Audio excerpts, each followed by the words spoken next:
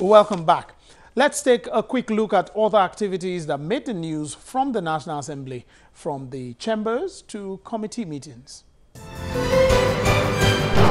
The Senate has given ministries, departments and agencies a one-week ultimatum to submit details of their 2018 budget proposals or risk sanctions. The upper chamber gave the ultimatum after Senate leader Ahmed Lawan raised a point of order informing the Senate that out of 64 government agencies, only one has submitted details of its 2018 budget proposals. Responding to the point of order, the Senate President, Dr. Bukola Saraki, said he is disappointed that despite effort by the President's aide on National Assembly matters, agencies are yet to submit their 2018 budget details to Parliament. Meanwhile, the chairman of the House of Representatives Committee on Federal Judiciary has appealed for an upward review of the budgetary provisions for the judiciary to enable them meet up with the present administration's vision to curb corruption. Speaking at a budget defense session for the judiciary, the chairman stressed the need for the prudent utilization of funds appropriated for projects in the 2018 appropriation. While commending President Muhammadu Buhari for sustaining the 100 billion naira allocated to the judiciary since last year, the Sokoto lawmaker called for improved budgetary allocations in the succeeding years. The last time we had a gathering such as this, the economy of our country was in recession. We thank God that by the committed efforts of the federal government and the support and sacrifice of Nigerians, our economy has come out of recession. That, however, does not mean that the economy is now robust. We're far from having a prosperous economy, and that we all desire.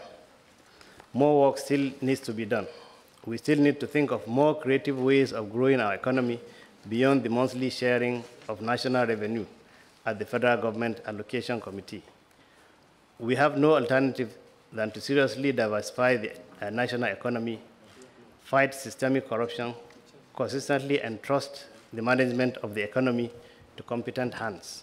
And during the week, the Benue State Governor, Samuel Otom, appeared before the Senate panel investigating killings in the state. The committee had on Tuesday last week presented a report of its investigation into the failure of the Inspector General of Police to arrest and prosecute the perpetrators of the January killings in Benue State. In that report, the committee stated that the police chief informed them of the arrest of 145 people. However, the Senate rejected the report of the committee for failing to get the views of the Benue State Governor on the security issues in the state. The meeting with the governor, however, took place behind closed doors. The report of the committee is expected to be presented in the coming week. The House Ad Hoc Committee on National Economic Reconstruction Fund has resolved to invite the Central Bank of Nigeria, the Nigeria Deposit Insurance Corporation, the Bank of Industry, and relevant high-profile daters to appear before the committee with a view of investigating the current status of the National Economic Reconstruction Fund, NAFund. The committee reached this resolution during a meeting with officials of the Finance Ministry. The chairman of the committee maintained that the committee will take a critical look at issues surrounding the 17 billion naira seen as non-performing loans, as well as the operations of the collapsed agency over the years. The committee has urged the Ministry of Finance to produce reports for the collapse of the agency. We are going to invite CBN, we are going to invite NDIC. Since we have brought in BOI as a recovery agent, in this case, we are going to involve them. Then the participating banks, we are going to invite them. And the various obligors. And like we said, the operators of the place. When you give us their list and their contact addresses, we are going to contact them. We need all of them to give us reasons why this organization should be closed. During the week, the House of Representatives Committee on Nigeria-US Friendship and Interparliamentary Relations meet with the United States Ambassador to Nigeria and officials of the embassy. The chairman of the committee told the ambassador that Nigeria as a nation is seeking the support of other nations to get to its desired goal.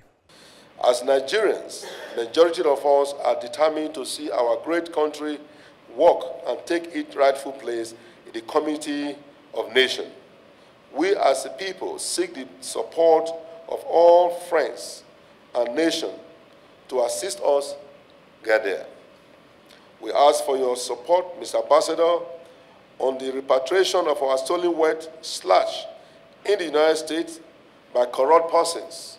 These are proceeds of crime, and they should be brought back for the development of our great country, Nigeria.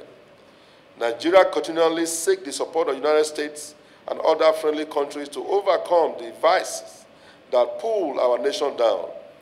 Majority of our citizens yearn for the united country, devoid of sectionalism and nepotism, built on equity and justice. The ambassador tasked Nigerians on peace, unity, togetherness, free enterprise, not only in the country, but also to its neighboring countries, adding that there should be a connection between the leaders and the people. He noted that the success of democracy in Nigeria will in a long way affect the survival of democracy globally, advising that the nation must fight terrorism, promote economic integration and competitiveness. We recognize the importance of your country, and we understand that the peace and prosperity, even the democracy of the world, may hinge on your success right here. This is not just about our efforts together to stop the march of terror and to help people grow stronger in their ability to resist. This is not just about our efforts to try to stop disease, and your contributions this year and in the future to stopping disease that come from this House, and your appropriations are critical in that. But it's not about those things alone.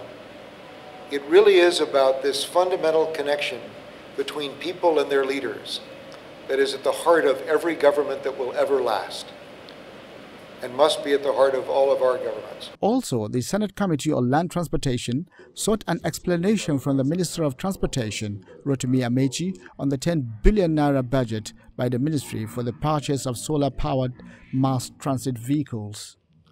At a budget defense session in the National Assembly, the chairman of the Committee on Land Transport, Senator Oligbenga Ashafa, demanded to know the cost of each unit of the vehicle and why the project is yet to be executed under the 2017 budget. While explaining the nature of the project to committee members, Mr. Amechi informed lawmakers that funds required for rail transport in Nigeria will cost trillions of naira, and budgetary provisions alone cannot cover for such massive projects. Therefore, he says there is the need for government to get foreign loans that require rigorous funding mechanisms.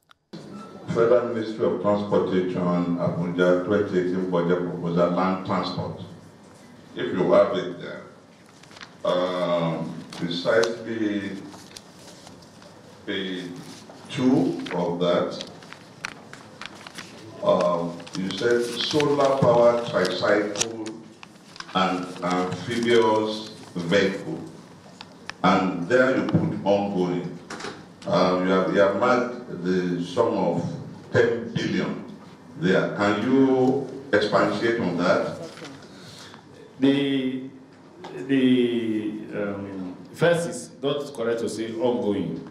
What is correct? Why is ongoing is to the extent that we're negotiating for the purchase, for the due process. I know, sir. I also hear that the civil servants are now the people correcting themselves. You are directing them. No, sir. Yes, sir, but I just admitted that the ongoing they mean there is that we are already negotiating with the people who have the expertise if we get the budget through. First is the distinguished senator, Wakil, just asked a question, why are we not funding mass transit? That's mass transit. That's funding for mass transit. Those are vehicles for mass transit.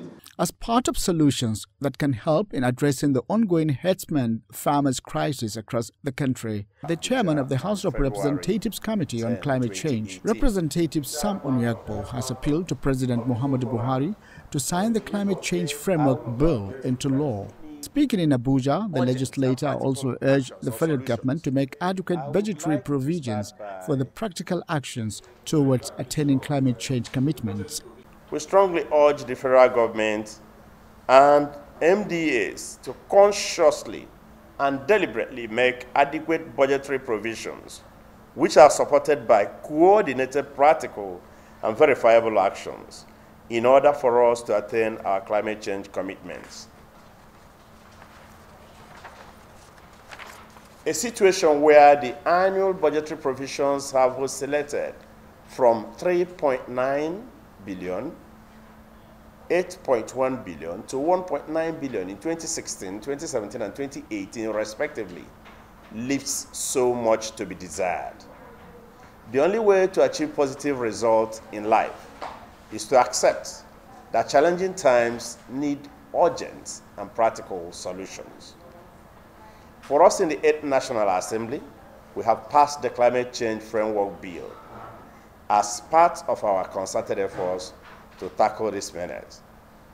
We now strongly urge the Executive to sign the bill into an act of the National Assembly so as to begin the immediate implementation of the law as a way of checkmating the threat to the stability of our nation posed by climate change. I'm sure you're aware that the Senate suspended plenary on Thursday over technical issues which caused smoke to engulf parts of the National Assembly. Well, the expectation is that that issue has been resolved and the lawmakers can get back to work on Tuesday. On a good note, during the week, the Senate confirmed 7 nominees for the position of resident electoral commissioners of the Independent National Electoral Commission. The Senate had suspended screening of nominees of the executive following the face-off they had after the executive refused to remove Mr. Ibrahim Magu as head of the Economic and Financial Crimes Commission. Let's hope other nominees of agencies still pending will soon be approved by the lawmakers. Well, it's at this point that we will be dropping the gavel today. Thanks for staying with me. Take care.